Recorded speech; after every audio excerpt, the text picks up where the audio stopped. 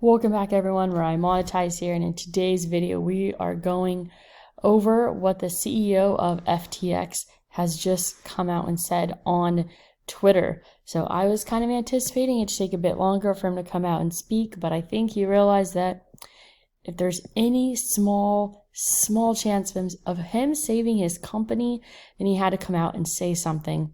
And so don't forget that Binance only did like 12 hours of due diligence to come to the conclusion that they did not want to save FTX. And FTX has ran to Silicon Valley and Wall Street seeking $1 billion for liquidity.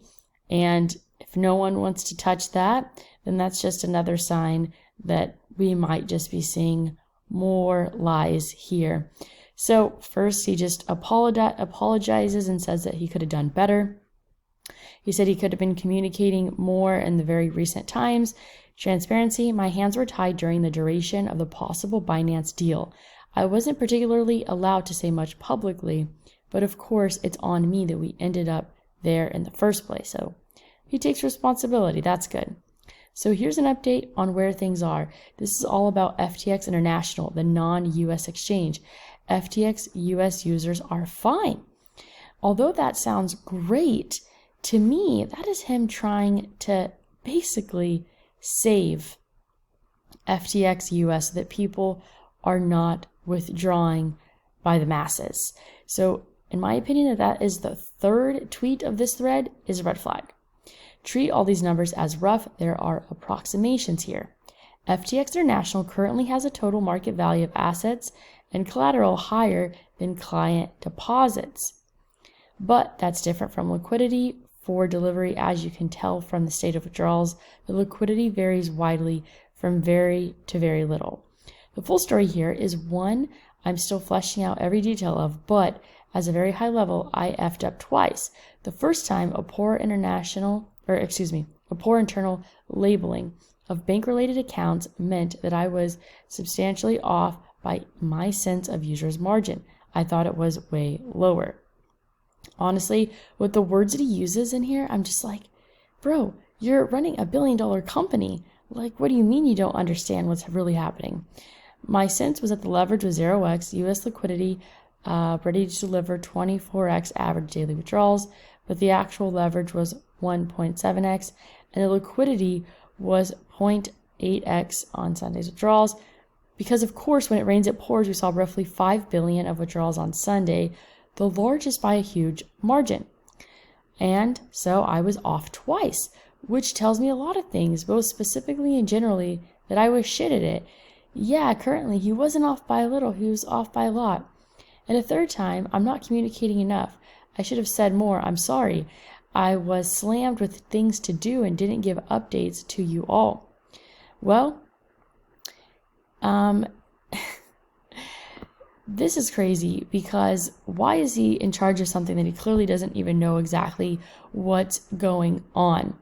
I was just too busy and just not communicating. Well, how could he communicate when he doesn't even have the numbers correctly?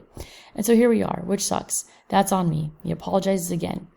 Anyway, right now, my 1% priority by far is doing users right. And I'm going to do everything I can to do that, to take responsibility and do what I can. So right now, we're spending the week doing everything we can to raise liquidity. I can't make any promises about that, but I'm going to try and give anything I have to if that will make it work. There are a number of players who we're in talks with. There's term sheets, there's letters of intent. We'll see how that ends up. Those words make me believe it's not going to happen. Every penny of that and all the existing collateral will go straight to users unless or until we've done right by them. After that, investors, old and new, and employees who have fought for what's right for their career and who weren't responsible for any of the F-ups. Because at the end of the day, I was CEO, which means that I was responsible for making sure that things went well. I ultimately should have been on top of everything. I failed. I'm sorry.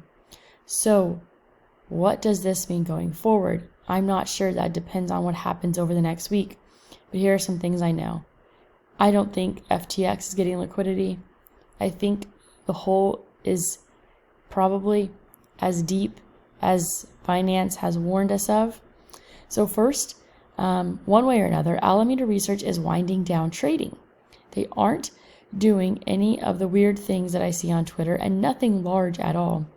And one way or another, soon they won't be trading on FTX anymore.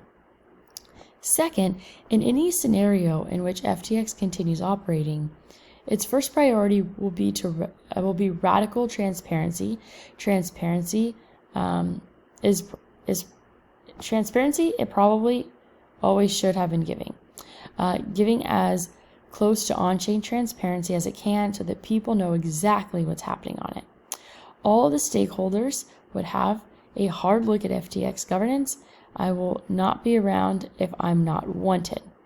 All the stakeholders, investors, regulators, users would have a large part to play in how it will be run. Solely trust. But all of this isn't what matters right now. What matters right now is trying to do right by customers. That's it. So that's saying he's putting the customer first. So this was about FTX International. FTX US, the US-based exchange that accepts Americans, was not financially impacted by this shit show. It's 100% liquid. Every user could fully withdraw.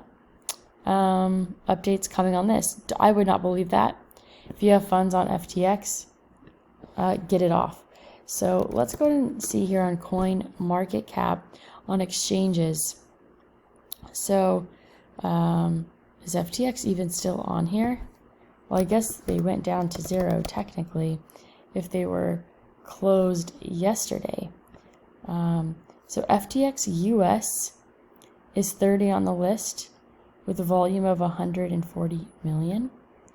And then obviously FTX is now 57 down there. So that's kind of the situation. At some point, I might have more to say about a particular sparring partner, so to speak. We know that's CZ and Binance, but Glass House. So for now, all I'll say is, well played. You won. Oh my gosh. Wow. So this is like a personal battle. And now Sam is trying to suggest that Binance is not whole. Not advice of any kind in any way. I was not very careful with my words here and do not mean any of them in a technical or legal sense.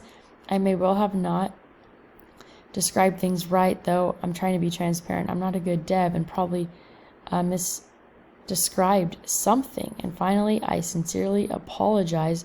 We'll keep sharing updates as we have them. You would think he would have like a PR team. Excuse me, I still need my coffee today. This is early.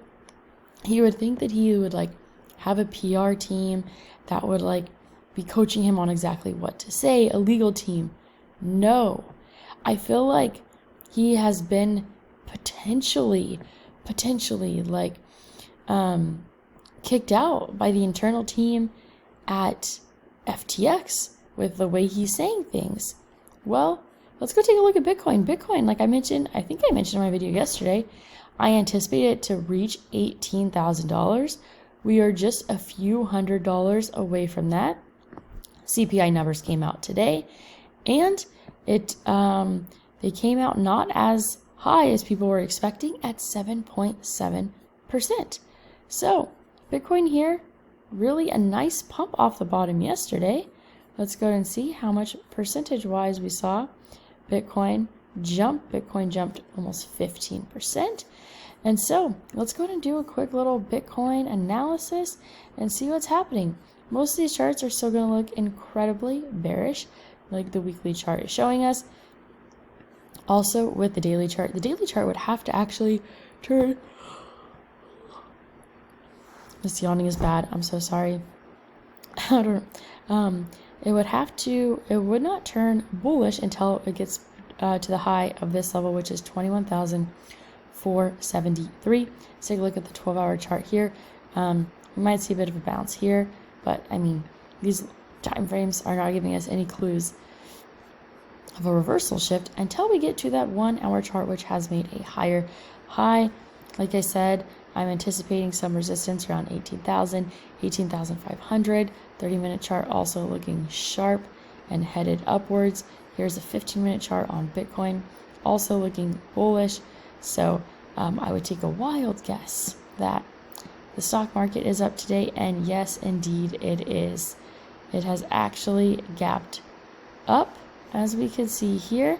So CPI numbers came out at 8:30, and stock market obviously opens up at 9:30 Eastern time. Let's head over back to Bitcoin, and let's see how it responded to the CPI numbers. Actually, take a look at the minute chart. The minute chart's going to give us a bit more information. So let's see here. Let's go ahead and back up, and as you can see here, this right here was the time that the CPI numbers were announced. This candle had a low of 16,414 and a high of 17,175. Nearly $800 rise within 1 minute off of the CPI numbers.